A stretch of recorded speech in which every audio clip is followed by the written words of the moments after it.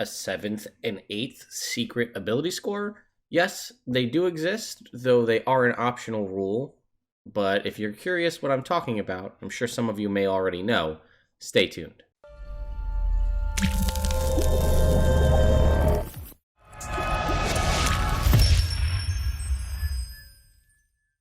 Hello, folks. Welcome back to another episode of Nerd Immersion's Guide to Everything. My name is Ted, and let's dive right into it. So, today we're going to be talking about these mystical new ability scores you may or may not have heard of. If you didn't read, again, the Dungeon Master's Workshop chapter in the back of the Dungeon Master's Guide, the section aptly titled New Ability Scores, Honor, and Sanity. Now, these sort of existed in, I think in 3rd edition they existed and they came in forms of like later books. I know Sanity, I want to say, was in Heroes of Horror, I think, or maybe one of the Fiend folios. Basically, the concept of other ability scores that you can use or not, depending on the gameplay that you have. So, obviously, if you really want to play a game where players are going to constantly be questioning their sanity, things like that, Dungeons & Dragons really isn't the game for it. You can do it, and this gives you an option for how to do it, but really, you should be playing Call of Cthulhu, or maybe to a lesser extent, some of the World of Darkness stuff, right? They're better designed and have better mechanics to deal with sanity and questioning reality and that kind of a thing. But if you do want to try to implant some Lovecraftian horror or something like that into your D&D game, which it is, there's ways it can be baked in, great old one warlocks and things like that. Maybe you want to look into the idea of sanity as an ability score, and we'll talk about this. So, the thing that's interesting, and I actually started this for my players and then stopped because I forgot. But here's what it says: how to optional added in character creation. If they're using the standard array of ability scores, add 111 to the array for each optional ability you add. If your players use the optional point buy system, add 3 points to the number of points for each optional ability you add. If they roll for ability scores, let them roll for the ability scores as normal. If you ever need to make a check or saving throw for honor or sanity for a monster that lacks the score, you can use your charisma for honor and wisdom for sanity. So, I'm not really sure how you want to say that charisma is honor and wisdom is sanity, if you want to argue that. But what I actually ended up doing was I was going to toy with the idea of sanity in my players in my homebrew campaign. So what I had them do was I told them, roll your ability scores when they rolled their characters up. And I was like, now roll me another 4d6 or 3d6, whatever I said, so that they can get another shot. If they get this other ability score that I told them would be secret, and I would only come up if it came up. And that was the idea of of the sanity score. I was going to keep it behind the screen for me, so they didn't know. Because I feel like if you have the players roll for a sanity score up front, unless you kind of build that into the character creation side of things, then they know that there's the potential their sanity is going to be questioned. But if it's behind the screen, then you know what their sanity scores are, and you can make those checks to find out, and then you maybe describe the scene in such a way. So let's talk about honor, right? If it involves a rigid code of honor as part of daily life, consider using honor score as a means of measuring a character's deviation or devotion to that code.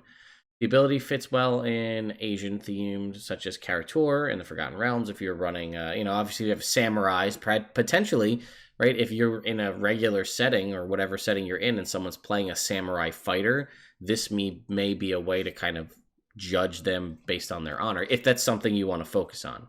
The honor ability is also useful in any campaign that revolves around orders of knights. Honor measures not only a character's devotion to the code, but its understanding of it. An honor code can reflect how others perceive a character's honor. A character with high honor usually has a reputation that others know about, especially those who have high honor scores themselves. Unlike other abilities, honor can't be raised with normal ability score increases. Instead, you can award increases to honor or impose reductions based on a character's actions. At the end of an adventure, if you think a character's action in the adventure reflected well or poorly on their understanding of their code, increase or decrease it by 1. As with all other ability scores, 20 is the max. And then it has a little section here on honor checks. So honor checks can be used in social situations, much like charisma would, which I guess is why they chose that. When a character's understanding of code of conduct is the most defining factor in the way social interaction will play out. You might also call for an honor check when a character is in one of the following situations: being unsure of how to act with honor, surrendering while trying to save face, trying to determine another character's honor score, trying to use the proper etiquette in a delicate social situation, using his or her honorable or dishonorable reputation to influence someone else. So that's the idea of an honor check. So if you were to say, like, make me an intelligence check, this would be the same thing as saying, make me an honor check. And then honor saving throws. An honor saving throw comes into play when you want to determine whether a character might inadvertently do something dishonorable. You might call for an honor saving throw in the following situations: avoiding an accidental breach of honor or etiquette, resisting the urge to respond to goading or insults from an enemy, recognize when an enemy attempts to trick a character into a breach of honor. So again, I do love martial arts films, and Asian cultures is awesome, and I love the idea of like an Oriental adventure setting. And there's some good supplements out there that exist on the DM's Guild, and I know there may be some good ones coming down the line as well. So stay tuned for more information on that. So that's where I mean, maybe I'm being too rigid, and I guess, again, it does say, like, an order of knights. So, right, if you're playing, like, an Arthurian, classical knight type setting, then your honor can be, besmirched or that kind of a thing. Honor is a hard one for me to really quantify in a game. And I'd actually love if someone out there has run a game using this honor system or the honor ability score, and you've actually played with it and it was received well in your game, whether as a player or a DM, I'd really love to hear from you. So please reach out in the comments and let me know. And I'd also love to just try a one-shot where honor is a function, because I would love to see how that works, because I'm having a hard time wrapping my head around it. So sanity, on the other hand, is something that I can wrap my head around. So let's talk about that. Consider using the sanity score if your campaign involves utterly alien and unspeakable nature creatures like Cthulhu, whose powers and minions can shatter a character's mind. A character with a high sanity is level-headed even in the face of insane circumstances, while a character with low sanity is unsteady, breaking easily while confronted by eldritch horrors that are beyond normal reason. Right? So obviously there are aberrations in 5th edition, or aberrations in Dungeons and Dragons in general. Aberrations are creatures that are of alien nature from the far realm, or have found themselves here, whether it be through the dreaming of a dead god, or whatever the kind of crazy enough stuff that makes aberrations exist. Mind flayers, beholders, aboleths, I mean, to a lesser extent, flumps, right? I mean, there are aberrations out there, and there are third-party resources for additional aberrations, as plus Volos and Mordenkainens and stuff like that. So, a great old one warlock may have the potential to have their mind touched by some sort of eldritch horror. Maybe your great old one warlock has a sanity score and nobody else does, because they're going to regularly be interacting with it. But maybe your great old one warlock's now unlocked, Hunger of Hadar, or Evard's Black Tentacles, or all these spells that summon, like, milky, spooky tentacle things from the depths of the abyss to, like, lick and caress their enemies. That may freak out the party, so they may need to make a sanity check depending on how you want to look at it. So here was a little bit about sanity checks, right? So you might ask characters to make a sanity check in place of an intelligence check to recall lore about alien creatures of madness featured in your campaign. That makes sense. To decipher the writings of raving lunatics, or to learn spells from forbidden tomes, or tomes of forbidden lore, rather. You might also call for a sanity check when a character tries one of the following activities: deciphering a piece of text written in a language so aliens that it threatens to deciphering a piece of text written in a language so alien that it threatens to break a character's mind, overcoming the lingering effects of madness. We can talk about madness in another video. Comprehending a piece of alien magic foreign to all normal understandings of magic. And then the one that I think will probably be the more common is the sanity saving throw.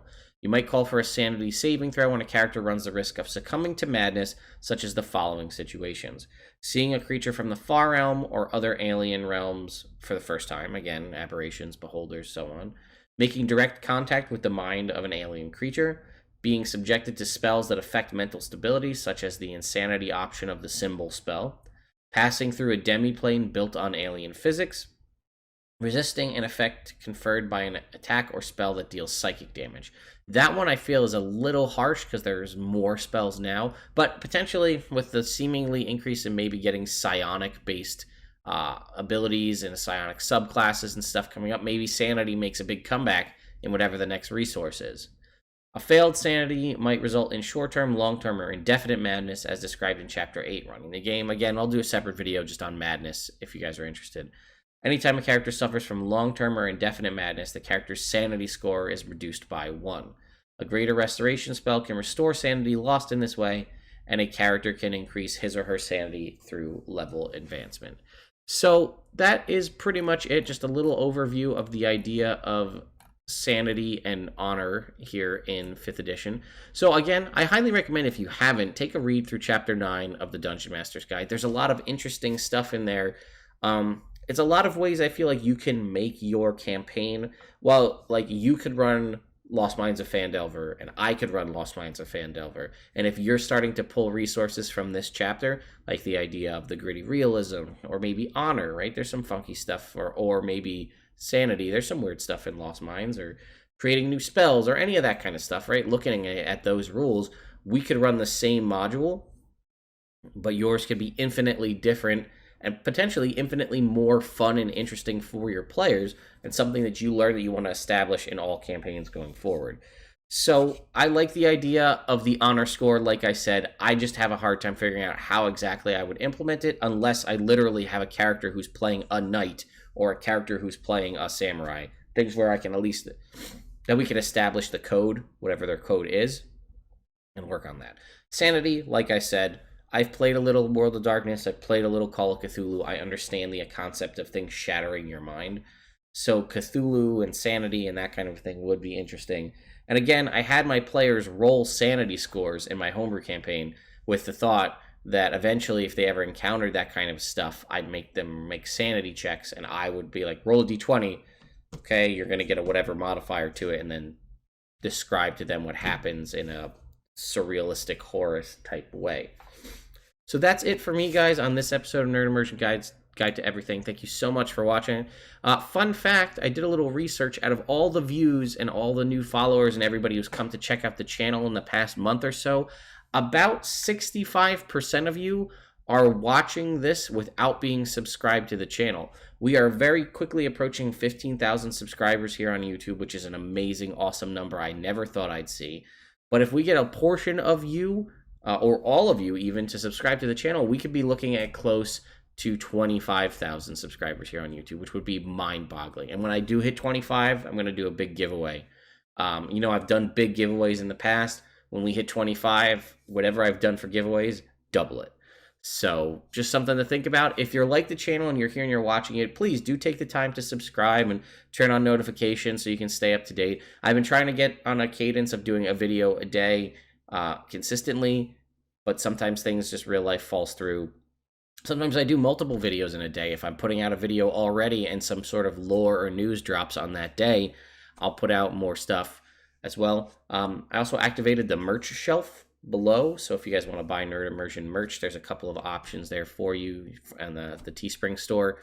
And lastly, I'm looking into opening up either memberships here on Nerd Immersion here on YouTube, or Patreon, or both, just as a potential option to further support the channel if you guys are interested, and then also get yourself access to some cool behind the scenes and some other fun Nerd Immersion based stuff.